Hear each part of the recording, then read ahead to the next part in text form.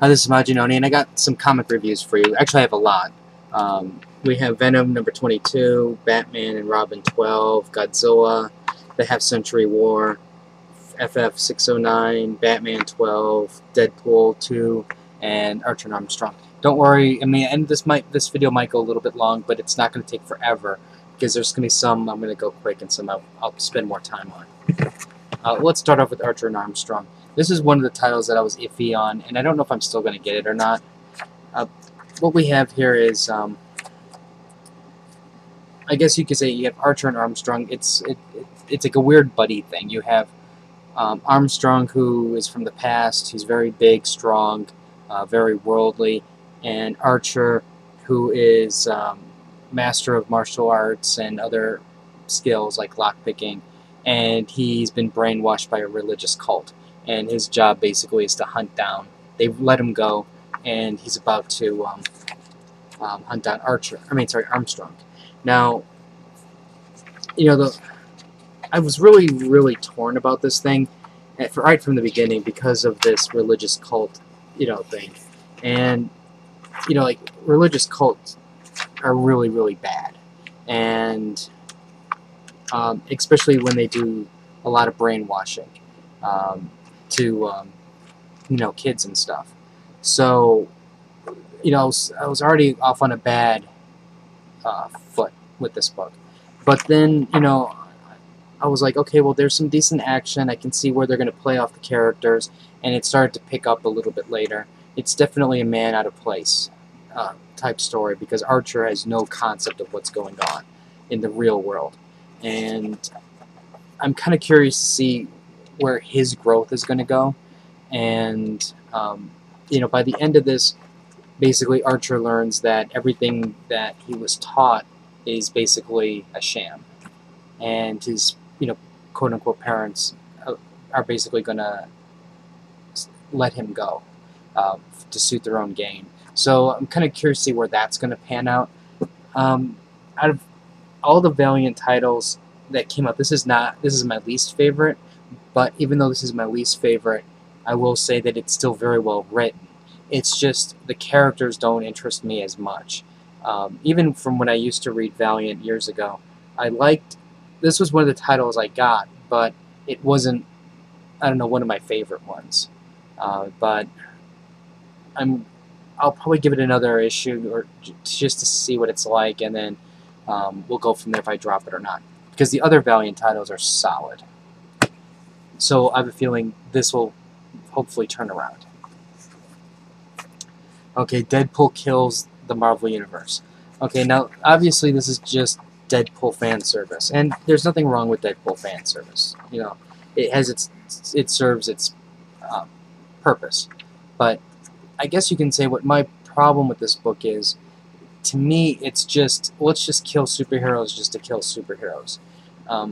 It doesn't hold the wit that that other writers give Deadpool, that personality.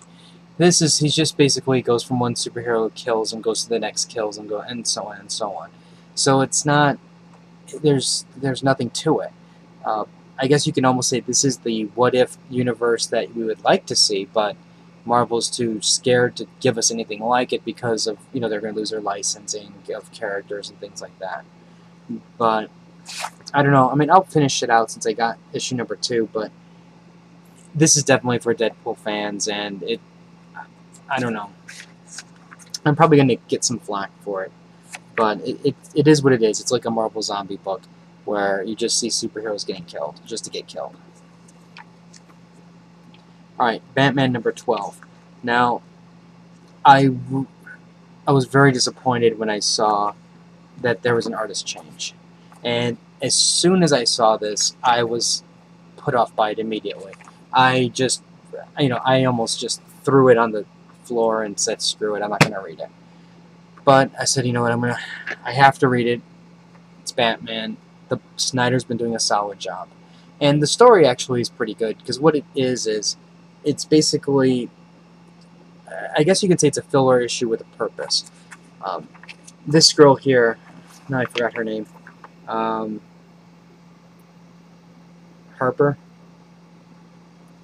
But basically, what's going on is, if you remember a few issues ago, you had Batman, escaping the Court of Owls, and you had that girl that resurrected him, gave him that shock thing.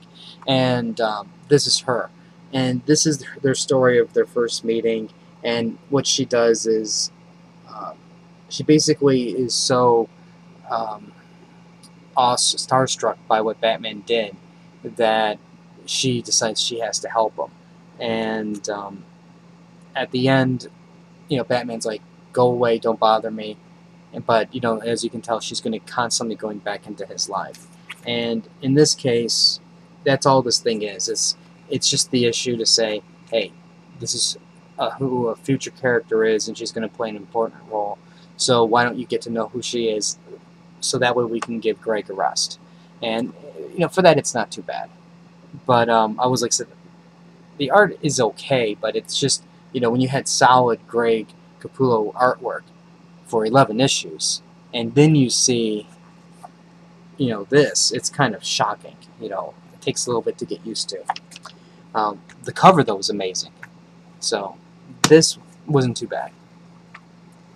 If you're on a budget, though, you can probably skip it now that you know who she is and her importance. Okay, Fantastic Four 609. This is a filler issue. Basically, Hickman is tying up a loose end. It takes place a week after the Human Torch, or Johnny, dies. And if you remember, you had those heroes from the future. You had the dead Galactus, and all they're really doing is just getting these people home. So it's that there's not much to it. The art, though, is fantastic. The writing is really solid. It's just, it is what it is. It's a filler issue, and I guess he had to take care of it.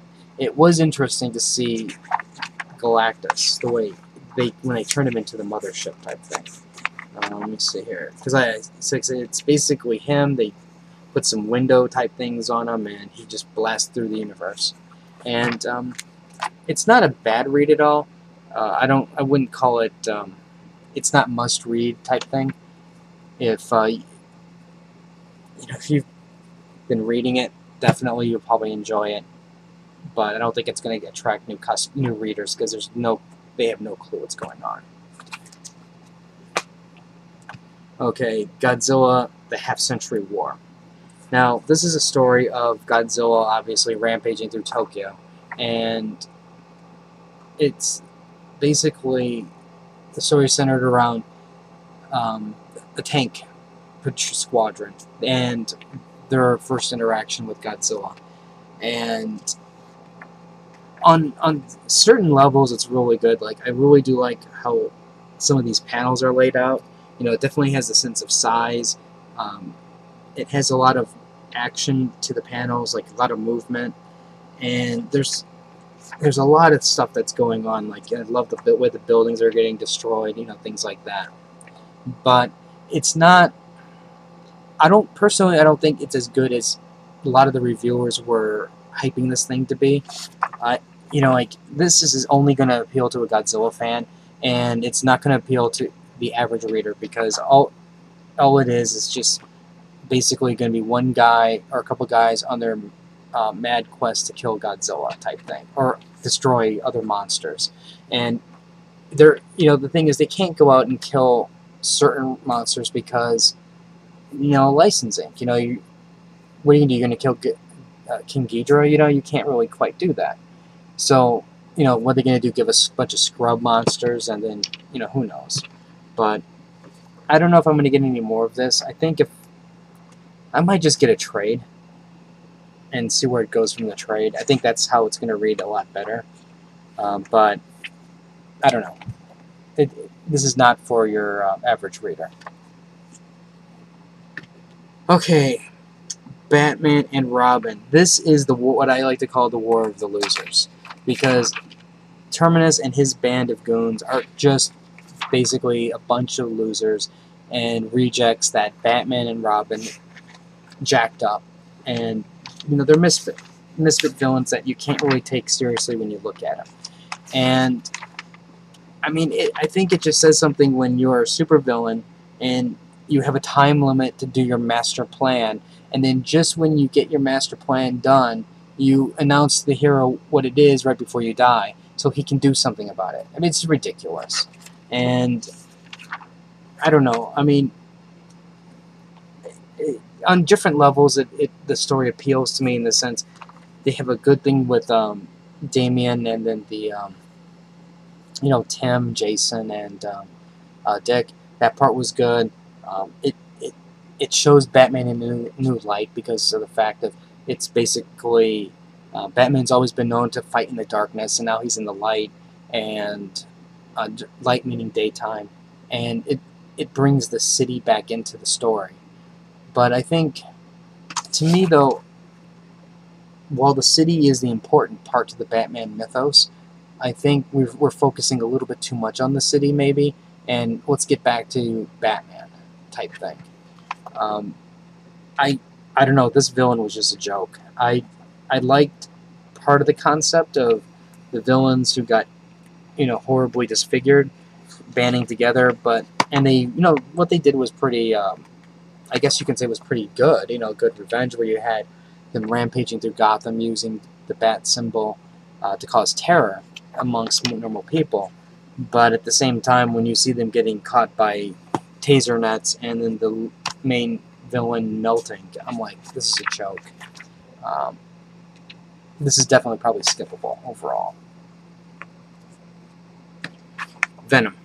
Number 22, this is Rick Remender's last issue, and it is a good issue overall. It ties up all of the loose ends. It gives you a little bit, basically what's going on is he's looking for Jack-o'-lantern, because Jack-o'-lantern's making human Jack-o'-lanterns. And it covers a lot of things. It's covering that one villain that got away from this Sinister Six group, Savage Six, and technically he didn't really get away because he fell into the acid vat. But then it also does a resolution with Flash Thompson and his father. We get another look at the life of Flash, and throughout time, when he was younger and when he was in high school type thing, and then we deal with the Jack-o'-lantern. And with that, Jack-o'-lantern also has daddy issues because of the crime boss, and then how he got killed, and how he thought that the crime boss guy was, the crime syndicate guy was his father.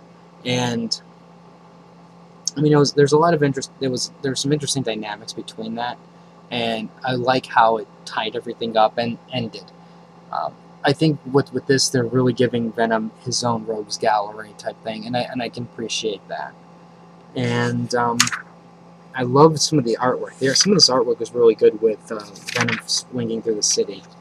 The fight was pretty decent, and I'm really sad to see Rick go, because I think Rick really made this a fantastic book, and I fear that nobody is going to be able to match his level of quality in here. But anyways, if you have any other comments or questions, let me know. Rate the video up or down, let me know what you think. There's a Facebook thing here, so if you click that, sometimes I offer up some free comics, and the codes you can find there.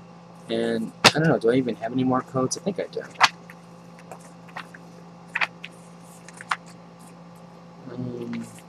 I gave that one away. Yeah, that's all the codes. Unless I find some in one of my back issues.